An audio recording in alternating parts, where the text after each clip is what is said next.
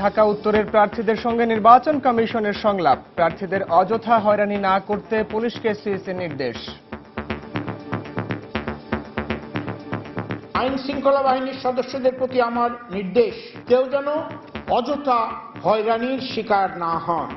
প্রার্থীরা যেন সুন্দরভাবে তাদের প্রচারণা চালাতে পারেন। দক্ষিণে সাইদ খোকনের নির্বাচনী ইশতেহার ঘোষণা। আমার প্রধান স্লোগান হবে পরিকল্পিত উন্নয়ন, সুযোগের সমতা, নিরাপদ ও দূষণমুক্ত আধুনিক ঢাকা। এক সপ্তাহ আগে সেনা মোতায়েনের দাবি বিএনপির, সিদ্ধান্ত নেয়ার এখতিয়ার কেবল ইসির, বলল আওয়ামী লীগ। যদি নির্বাচন করতে হয় তাহলে সেনাবাহিনীর কোনো বিকল্প নাই। সেনাবাহিনী মোতায়েন হবে কি হবে না এটা নির্বাচন কমিশনের ব্যাপার। দেখছিলেন প্রধান শিরোনাম। রাত 11টার সময় সঙ্গে আছি আমি পারমিতাহীন এবং আমি সাইফুল রুদ্র। এবার অন্যান্য শীর্ষ সংবাদ। বাজেট অধিবেশনে পাশ হবে জামায়াতের বিচার সংক্রান্ত আইনের সংশোধনী, জানালেন আইনমন্ত্রী। এবছরই মুজাহিদ সাকা চৌধুরীর মামলার আপিল নিষ্পত্তির ইঙ্গিত অ্যাটর্নি জেনারেলের। কামারুজ্জামানের ফাঁসিতে উচ্ছ্বসিত সোহাগপুরের বিধবা পল্লী, নিরাপত্তা নিয়ে শঙ্কা প্রকাশ, স্থায়ী পুলিশ ক্যাম্প বসানোর দাবি। ফেনীর দাগনভূঞায় গোপন বৈঠকের সময় স্থানীয় মাদ্রাসায় পুলিশের অভিযান, জামায়াত শিবিরের শতাধিক নেতাকর্মী আটক। রাজনৈতিক অস্থিরতার কারণে প্রবৃদ্ধি আশানুরূপ হবে না, বলছে বিশ্বব্যাংক। 7% কাছাকাছি থাকবে, পাল্টা জবাব অর্থমন্ত্রীর। এবং পহেলা বৈশাখে রাজধানীতে থাকবে র্যাব পুলিশের কয়েক স্তরে নিরাপত্তা ব্যবস্থা। সূর্যাস্তের আগেই উন্মুক্ত স্থানে অনুষ্ঠান শেষ করার অনুরোধ ডিএমপির।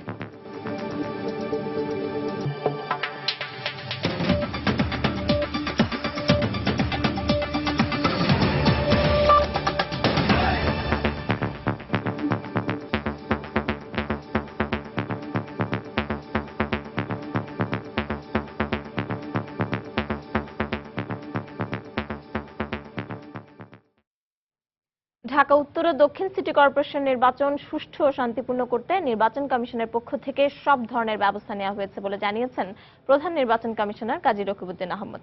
এছাড়া প্রার্থীদের কোনো ধরনের হয়রানি না করতেও পুলিশকে সুস্পষ্ট নির্দেশনা দিয়েছেন তিনি। ঢাকা উত্তর সিটি কর্পোরেশনের প্রার্থীদের সঙ্গে নির্বাচন পূর্ব মতবিনিময় সভায় তিনি এ নির্দেশ দেন।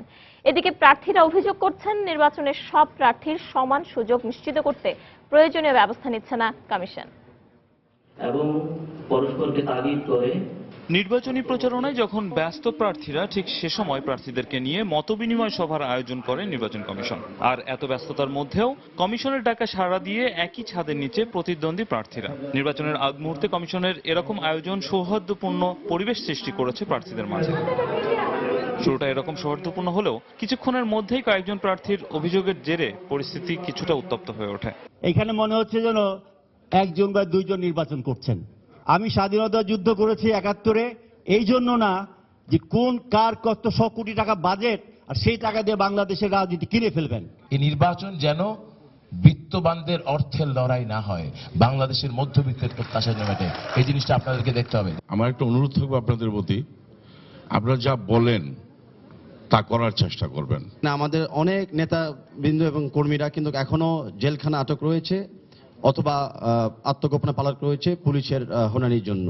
তা আমি সিইসিকে এবং ইলেকশন কমিশনকে রিকোয়েস্ট করছি যে এখানে ইন্টারভেনশন করে জামিনের ব্যবস্থা করা হোক বা একটা ওই কেস অনুযায়ী একটা স্থিতিশীল পরিস্থিতি আনা হোক।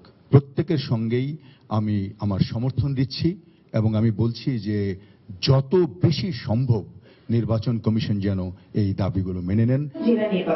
আর মেয়র প্রার্থীদের পর কথা বলার সুযোগ পান কাউন্সিলর ও সংরক্ষিত কাউন্সিলর প্রার্থীরা। এ সময় সবাই সুযোগ না পাওয়ায় অনেকেই অডিটোরিয়াম ছেড়ে চলে যান। অনুষ্ঠানের শেষ ভাগে বক্তব্য রাখেন প্রধান নির্বাচন কমিশনার। ভোটারদের নির্বিঘ্নে ভোটদানের সুযোগ করে দেওয়ার পাশাপাশি প্রার্থীদের প্রচারণার সুষ্ঠু পরিবেশ নিশ্চিত করতে পুলিশের প্রতি নির্দেশ দেন তিনি। আইন শৃঙ্খলা বাহিনীর সদস্যদের প্রতি আমার নির্দেশ, এলাকার জনগণ যেন শান্তিপূর্ণভাবে আনন্দমুখর পরিবেশে ভোট কেন্দ্রে যেতে পারেন, তাদের পছন্দের প্রার্থীকে ভোট দিতে পারেন, সেরকম পরিবেশ সৃষ্টি করুন। কেউ যেন অযথা হয়রানির শিকার না হন। প্রার্থীরা যেন সুন্দরভাবে তাদের প্রচারণা চালাতে পারেন। কর্মকর্তার প্রতি আমার সোমবার একইভাবে ঢাকা দক্ষিণ সিটি কর্পোরেশনের প্রার্থীদেরকে নিয়েও মতবিনিময় সভা করবে নির্বাচন কমিশন। আইন অনুযায়ী রামিম হোসেন, সময় সংবাদ, ঢাকা। জনসংযোগ, প্রচারণা আর পথসভায় সরগরম রাজধানীর বিভিন্ন পাড়া মহল্লা। ভোটারদের দ্বারে দ্বারে ঘুরে প্রার্থীরা দিচ্ছেন নানা প্রতিশ্রুতি, আর ভোটাররাও অপেক্ষা করে আছেন একজন যোগ্য নগরপিতা নির্বাচনের জন্য। এদিকে ঢাকা দক্ষিণ সিটি কর্পোরেশন নির্বাচনকে সামনে রেখে 15 দফা ইশতেহার ঘোষণা করেছেন আওয়ামী লীগ সমর্থিত মেয়র প্রার্থী সাঈদ খোকন। অন্যদিকে বিএনপি সমর্থিত প্রার্থী মির্জা আব্বাসের পক্ষে আজও প্রচারণা চালিয়েছেন তার স্ত্রী আফরোজা আব্বাস। এ সপ্তাহের মধ্যে মির্জা আব্বাসের নির্বাচনী ইশতেহার ঘোষণা করা হবে বলে জানিয়েছেন তিনি। দীর্ঘ 13 বছর পর হতে যাচ্ছে বহুল প্রতীক্ষিত ঢাকা সিটি কর্পোরেশন নির্বাচন। এই নির্বাচনকে সামনে রেখে বিভিন্ন রাজনৈতিক দল সমর্থিত দক্ষিণের মেয়র কাউন্সিলর প্রার্থীরা জোর প্রচারণা চালাচ্ছেন। এরই ধারাবাহিকতায় রোববার দুপুরে শাহজাহানপুর খিলগাঁও মতিঝিল এলাকায় গণসংযোগ করেন আওয়ামী লীগ সমর্থিত মেয়র প্রার্থী সাঈদ খোকন। এর আগে সকালে রাজধানীর ইনস্টিটিউশন অব ডিপ্লোমা ইঞ্জিনিয়ার্সে যানজট, পানি, বিদ্যুৎ, দূষণমুক্ত বুড়িগঙ্গা আর সন্ত্রাসমুক্ত ঢাকা গড়ার 5টি অগ্রাধিকারমূলক অঙ্গীকার সহ 15 দফা নির্বাচনী ইশতেহার ঘোষণা করেন তিনি। গ্যাস সংযোগ, বিদ্যুৎ সংযোগ, জনজীবনের নিরাপত্তা, আমি নির্বাচিত হলে ইনশাআল্লাহ এসব সমস্যার সর্বোচ্চ গুরুত্ব আরোপ করব। আমার প্রধান স্লোগান হবে পরিকল্পিত উন্নয়ন, সুযোগের সমতা, নিরাপদ ও দূষণমুক্ত আধুনিক ঢাকা। এদিকে বিএনপি সমর্থিত মেয়র প্রার্থী মির্জা আব্বাসের পক্ষে তার স্ত্রী আফরোজা আব্বাস রাজধানীর শান্তিনগর মালিবাগ ওয়্যারলেস এলাকায় দলীয় নেতাকর্মীদের নিয়ে প্রচারণা চালান। নির্বাচিত হলে ভোটারদের চাওয়া পাওয়া এবং সমস্যা সমাধানের আশ্বাসের পাশাপাশি প্রচারণায় বাধা দেওয়ার অভিযোগ করেন তিনি। রাতেবেলা ছেলেপেলেদের বাসায় হামলা করা, ভয় দেখানো, এগুলো হচ্ছে। আমি আশা করছি যে ইনশাআল্লাহ মির্জা আব্বাসকে সরকার জামিন দিয়ে দিবে এবং খুব তাড়াতাড়ি মির্জা আব্বাস জনগণের পাশে এসে দাঁড়িয়ে ইশতেহার ঘোষণা করবেন। অন্যদিকে দীর্ঘদিন নির্বাচিত প্রতিনিধিহীন ঢাকাবাসী নির্বাচনের আগে প্রার্থীদের কাছে নিজেদের নানা চাওয়া পাওয়ার কথা তুলে ধরছেন। দল দেখে তো যত লাভ নেই, যে ভালো লোক, যে ভালো কাজ করবো আর এই ঢাকাকে উন্নয়ন করার যে ওয়াদাগুলো ওনারা করছেন, সেই ওয়াদাগুলোর থেকে যেন ওনারা সরে না যান। শুধু আশ্বাস নয়, নির্বাচিত হলে প্রার্থীরা তাদের প্রতিশ্রুতির বাস্তবায়ন করবেন এমন প্রত্যাশা নগরবাসী। ফাহমিদা শম্পা, সময় সংবাদ, ঢাকা। বন্দরনগরী চট্টগ্রামেও সিটি নির্বাচনকে কেন্দ্র করে প্রার্থীরা ব্যস্ত ছিলেন প্রচারণায়। আওয়ামী সমর্থিত মেয়র প্রার্থী আজম নাসিরউদ্দিন দলীয় নেতাকর্মীদের সঙ্গে নিয়ে সকাল থেকেই ভোটারদের দ্বারে দ্বারে ছুটেছেন। সকাল 10টায় নগরীর বহদ্দার হাট এলাকা থেকে জনসংযোগ শুরু করেন তিনি। পরে দক্ষিণ বাকুলিয়া, চকবাজার সহ বেশ কয়েকটি এলাকার সর্বস্তরের মানুষের সঙ্গে শুভেচ্ছা বিনিময় করেন তিনি। এ সময় জলাবদ্ধতা সহ নানা সমস্যা সমাধানের আশ্বাস দেন আজম নাসির। জনগণের জন্য কাজ করে নিজেকে প্রমাণ করতে একবার সুযোগ চেয়ে ভোট প্রার্থনা করেন তিনি। এই নির্বাচনে এটা সিদ্ধান্ত হবে নগরবাসী জলাবদ্ধতা থেকে মুক্ত হবে কি হবে না।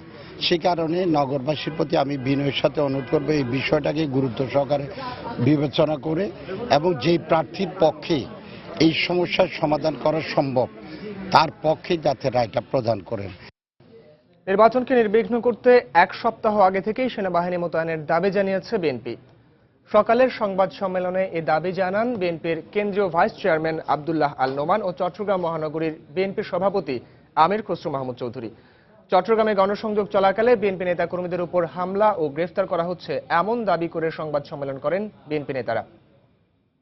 এই অসম অবস্থায় যে নির্বাচন হতে যাচ্ছে সেটা অবশ্যই একটা স্বাভাবিক নির্বাচনের ঘটনাবলী নয়। মৃত্যুকে সামনে রেখে এগিয়ে যাওয়া তো একটা কঠিন ব্যাপার এবং সেটাই তারা কালকে করেছে। ওয়াহিদুল আলম সাহেবের সহ আমাদের অগণিত মহিলা মা বোনদেরকেও তারা নির্যাতন করেছে।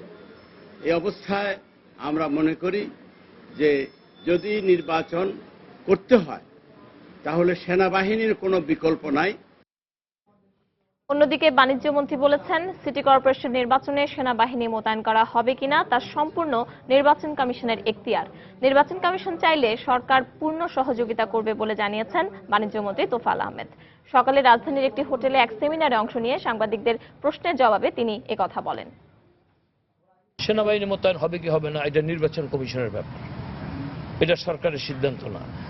আমরা সরকার সিদ্ধান্ত নিয়েছি যে নির্বাচন কমিশনকে আমরা সর্বাত্মক সহযোগিতা করব একটা অবাধ এবং নিরপেক্ষ সিটি কর্পোরেশন নির্বাচনের জন্য, এবং এই ব্যাপারে সরকারের পক্ষ থেকে নির্বাচন কমিশনকে যা যা সাহায্য করা দরকার আমরা তো করব, এবং নির্বাচন অবাধ এবং নিরপেক্ষ।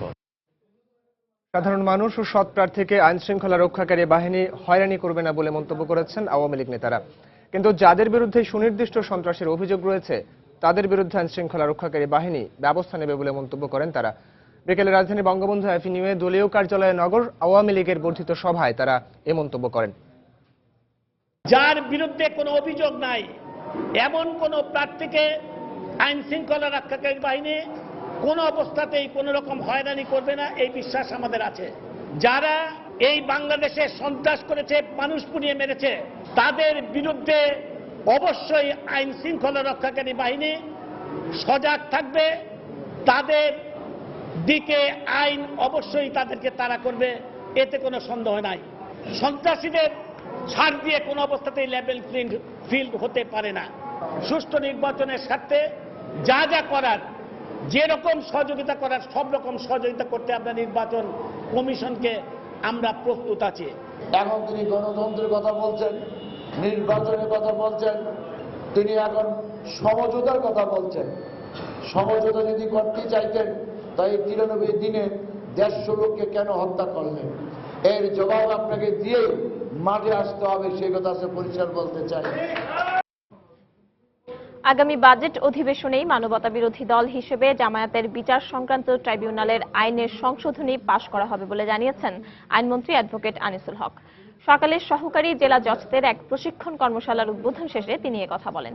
আর অ্যাটর্নি জেনারেল মাহবুবে আলম আশা প্রকাশ করেন এবছরই জামায়াত নেতা আলী হাসান মোহাম্মদ মুজাহিদ ও বিএনপি নেতা সালাউদ্দিন কাদের চৌধুরীর মামলা সহ বেশ কয়েকটি মামলার আপিল নিষ্পত্তি হবে। আফজাল হোসেনের রিপোর্ট। আন্তর্জাতিক অপরাধ ট্রাইব্যুনাল থেকে এ পর্যন্ত 17টি মামলায় 18 জনের রায় হয়েছে। এর মধ্যে জামায়াতের শীর্ষ নেতাদের মামলার রায়ে দল হিসেবে জামায়াতকে অপরাধী সংগঠন হিসেবে পর্যবেক্ষণ দিয়েছেন ট্রাইব্যুনাল। বছরখানেক আগে জামায়াতের বিরুদ্ধেও তদন্ত শেষ হয়েছে, তবে আইনি জটিলতার কারণে বন্ধ আছে জামায়াতের বিচার কাজ। রোববার সকালে সিনিয়র সহকারী জেলা বিচারকদের প্রশিক্ষণ কোর্সের উদ্বোধনী অনুষ্ঠান শেষে আইনমন্ত্রী জানান, আগামী জুনে বাজেট অধিবেশনে জামায়াতের বিচার সংক্রান্ত ট্রাইব্যুনাল আইনটির সংশোধনী আনা হবে। আমি আশা রাখি যে আগামী বাজেট সেশনের শেষের দিকে এই আইনটা আমরা সংসদে উত্থাপন করব এবং আমার মনে হয় ইনশাআল্লাহ আগামী বাজেট সেশন শেষ হওয়ার আগেই এই আইনটা পাশ করে ফেলব। এদিকে সুপ্রিম কোর্টের আপিল বিভাগে বিচারাধীন মানবতাবিরোধী 8 জন অপরাধীর মধ্যে জামায়াত নেতা মুজাহিদ, সালাউদ্দিন কাদের চৌধুরী সহ বেশ কয়েকজনের মামলা এবছরে নিষ্পত্তি হওয়ার আশাবাদ ব্যক্ত করেছেন অ্যাটর্নি জেনারেল মাহবুবে আলম। এই বছরের ভিতরেই যুদ্ধাপরাধী যারা আছেন তার ভিতরে বেশ কয়েকজনের মামলা নিষ্পত্তি হবে বলে আশা করি।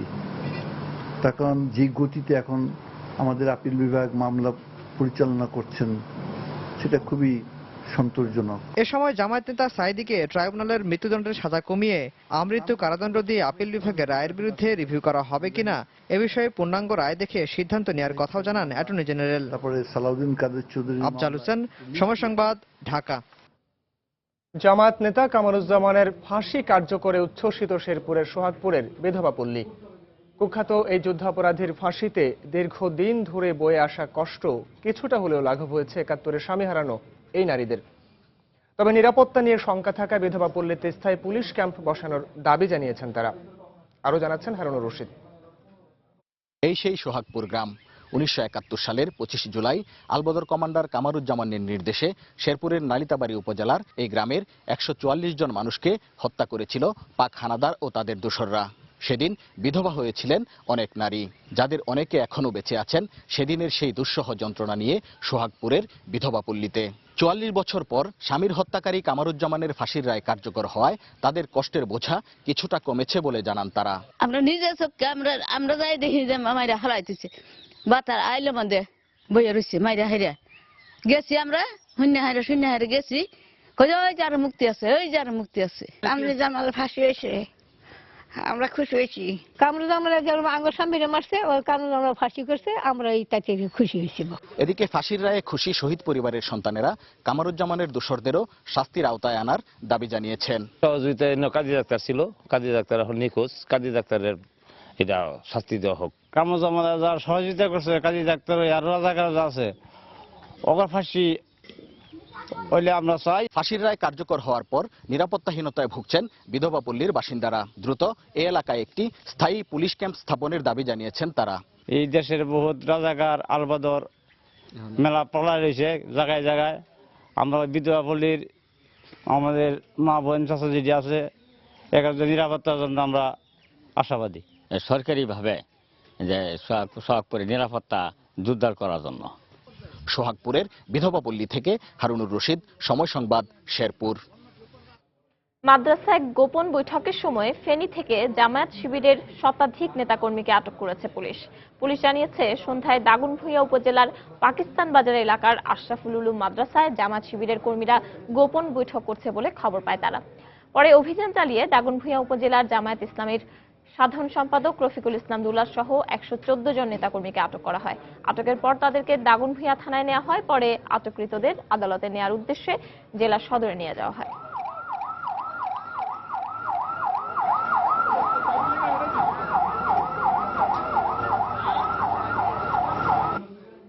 রাত 11টার সময় আরো থাকছে। টাঙ্গাইলের মির্জাপুরের থেমে থাকা ট্রাকের সঙ্গে বাসের ধাক্কায় 5 জনের মৃত্যু। আহত 9 জনের মধ্যে 3 জনের অবস্থা গুরুতর।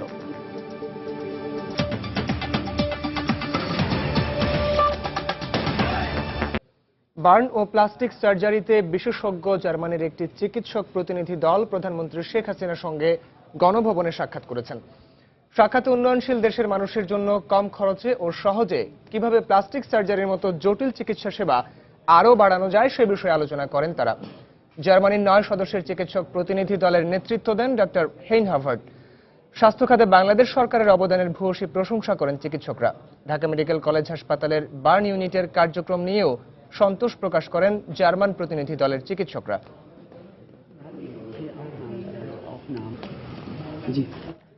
বিএনপি চেয়ারপারসন বেগম খালেদা জিয়ার সাথে সাক্ষাৎ করেছেন বাংলাদেশে নিযুক্ত জাপানের বিদায়ী রাষ্ট্রদূত শিরো সাদোসিমা। সন্ধ্যায় গুলশানে বিএনপি চেয়ারপারসনের বাসভবনে এ সাক্ষাৎ হয়। প্রায় ঘণ্টাব্যাপী বৈঠকে বেগম জিয়া ছাড়াও উপস্থিত ছিলেন বিএনপির স্থায়ী কমিটির সদস্য ডক্টর আব্দুল মঈন খান ও বেগম জিয়ার উপদেষ্টা সাবিহ উদ্দিন আহমেদ।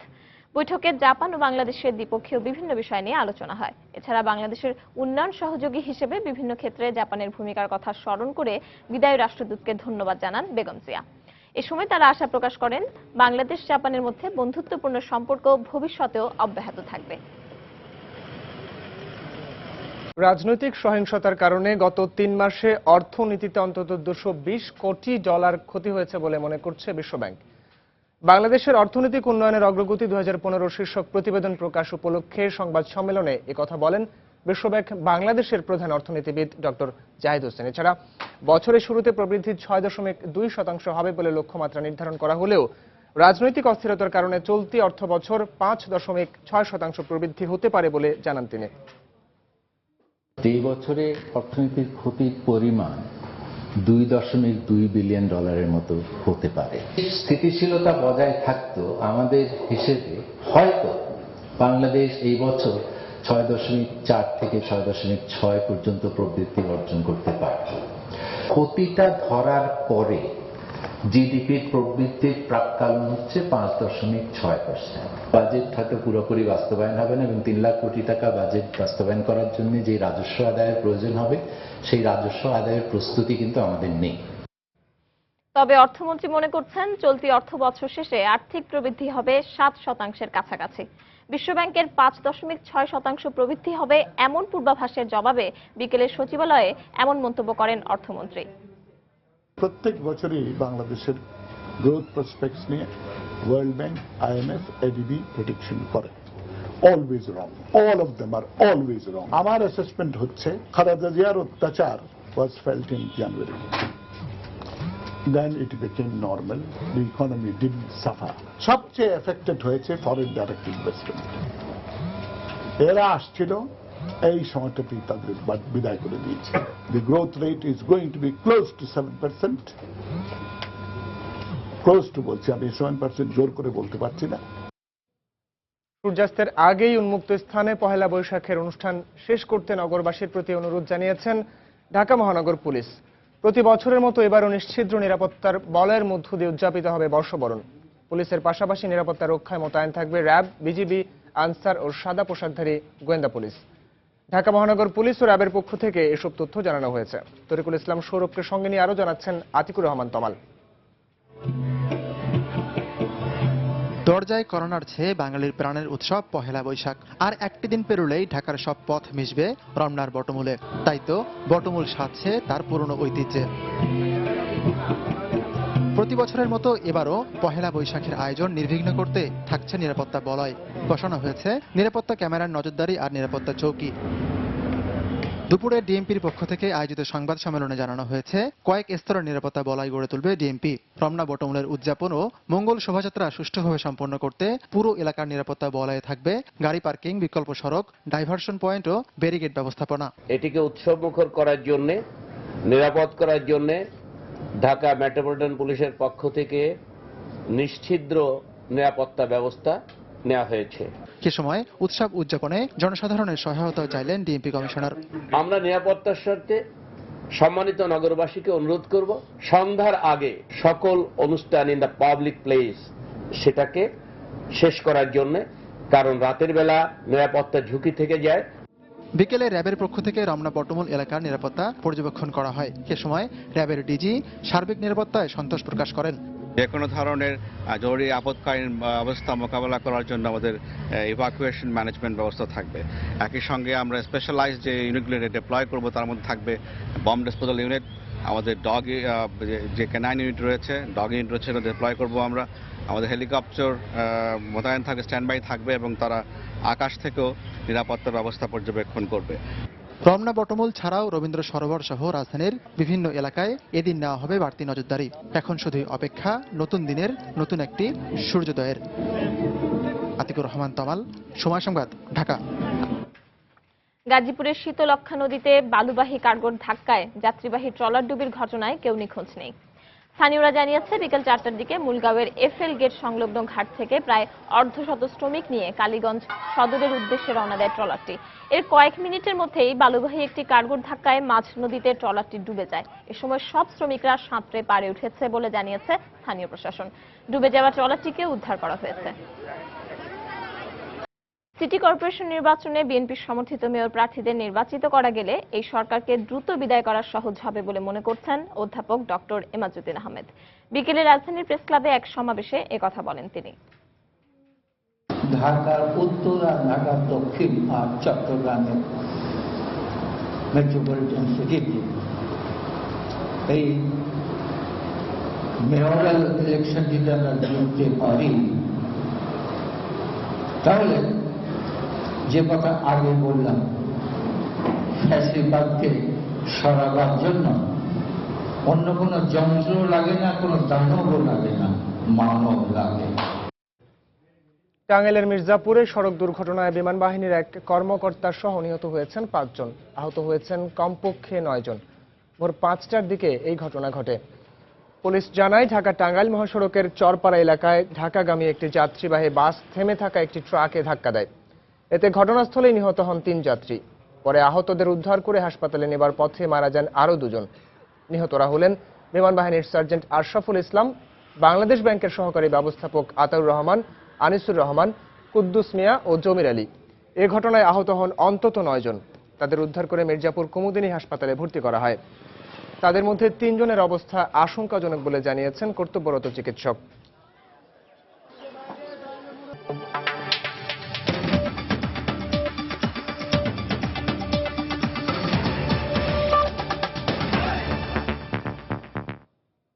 জাতিসংঘের নিরাপত্তা পরিষদের স্থায়ী সদস্যপদ ভিক্ষার মতো চাইবে না ভারত, এটি পাওয়া ভারতের অধিকার। নিরাপত্তা পরিষদের স্থায়ী সদস্য ফ্রান্স সফরে গিয়ে এ মন্তব্য করেছেন ভারতের প্রধানমন্ত্রী নরেন্দ্র মোদী। প্যারিসে ভারতের অভিবাসীদের এক অনুষ্ঠানে মোদী বলেন, শান্তিতে বিশ্বাসী ভারত জাতিসংঘের নিরাপত্তা পরিষদের সদস্যপদ পাওয়ার লড়াই চালিয়ে যাচ্ছে। মহাত্মা গান্ধী ও গৌতম বুদ্ধের মতো ব্যক্তির জন্মস্থান ভারতকে স্থায়ী সদস্য পদ দেয়া বিশ্বের জন্য সম্মানের বলেও মন্তব্য করেন তিনি। 3 দিনের ফ্রান্সের সফর শেষে জার্মানি যাবার কথা রয়েছে ভারতীয় প্রধানমন্ত্রীর। সেখান থেকে 14 এপ্রিল কানাডা সফর করবেন তিনি। ভারতে পশ্চিমা দেশগুলোর বিনিয়োগ বাড়ানোর উদ্দেশ্যে মোদি এই ত্রিদেশীয় সফরে রয়েছেন।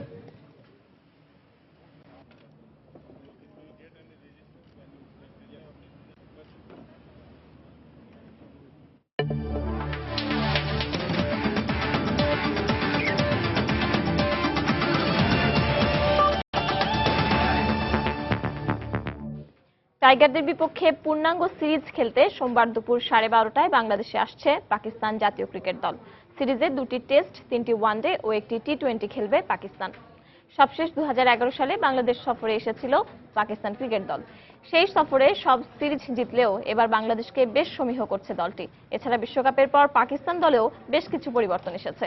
মিসবা আফ্রিদির অবসরের পর ওয়ানডে দলের নেতৃত্ব এখন আজহার আলীর কাঁধে।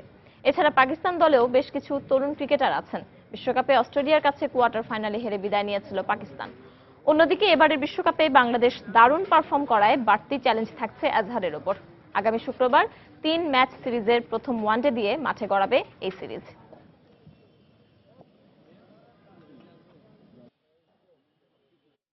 রাত 11টার সময়ে পর্যায়ের শীর্ষ সংবাদ জানিয়ে দিচ্ছি আরেকবার।